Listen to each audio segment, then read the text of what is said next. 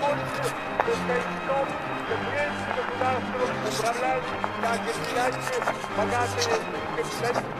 А теперь первый раз управляющий государством, но в массовом числе как раз те классы, которых капитализм видал. Даже самые демократические, даже самые свободные республики, пока остается на то, что стало, пока земля остается в каждой собственности, государство всегда управляющее большое число, пятое на 50 капиталистов и богатых.